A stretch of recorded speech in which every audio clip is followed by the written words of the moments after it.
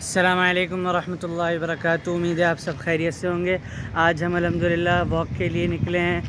تاکہ ایکسرسائز ہو، تاکہ ہم ہریالی دیکھیں، تاکہ ہم فریش ہو جائیں، تاکہ ہماری آنکھوں کی بینائی تیز ہو، ہمارا جسم جو ہے وہ گروتھ کرے اور ہمیں فائدہ ہو۔ میں ایڈوائز کروں گا کہ آپ بھی جو ہے اپنے علاقے کے پارک میں جایا کریں، وہاں پر اپنے علاقے کے پارک میں جایا کریں، وہاں پر انجوائے کیا کریں، وہاں پر کھیلا کریں، کودا کریں، واک کیا کریں اور لوگوں کے ساتھ زندگی سے پریشانی جو ہے وہ ختم ہو جاتی ہے۔ جب آپ پارک آئیں گے، واک کریں گے، کھیلیں گے، کودیں گے، بھاگیں گے، دوڑیں گے تو آپ کی ٹینشنیں ساری دور ہو جائیں گی اور آپ ایک فریش مائنڈ لے کر جو ہے وہ گھر واپس لوٹیں گے۔ اسی لیے آپ پارک ضرور آئیں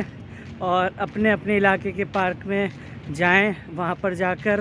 فٹ بال کھیلیں، باسکٹ بال کھیلیں، والی بال کھیلیں، کرکٹ کھیلیں، جو ہو سکے وہ کھیلیں تاکہ جسمانی ایکسرسائز ہو، تاکہ جسم جو ہے وہ فریش ہو، دماغی طور پر بھی، جسمانی طور پر بھی، ہر لحاظ سے آپ فریش ہو جائیں۔ لہٰذا گھومیے پھریے، پودے لگائیے اور انجوائے کریں، زندگی کو انجوائے کریں۔ انسان خوبصورتی کو پسند کرتا ہے، یہ اس کی فطرت ہے اور اللہ تعالیٰ خوبصورت ہے۔ ان اللہ جمیل ویحب الجمال، بے شک اللہ تعالیٰ خوبصورت ہے اور خوبصورتی کو پسند کرتا ہے۔ اسی لیے انسان بھی خوبصورت ہونا چاہتا ہے، خوبصورت رہنا چاہتا ہے، خوبصورت جگہ چاہتا ہے، خوبصورت لوگ چاہتا ہے،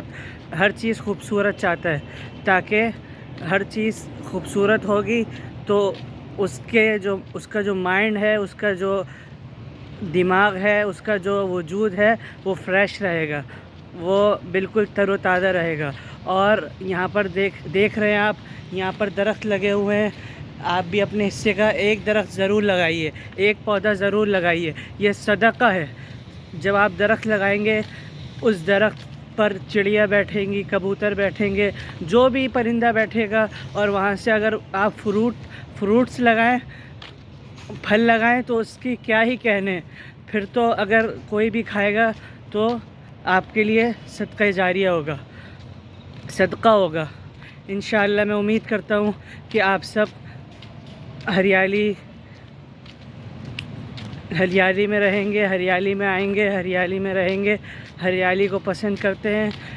اور ہریالی یعنی کلین اینڈ گرین رہیے، گرین اینڈ کلین رہیے،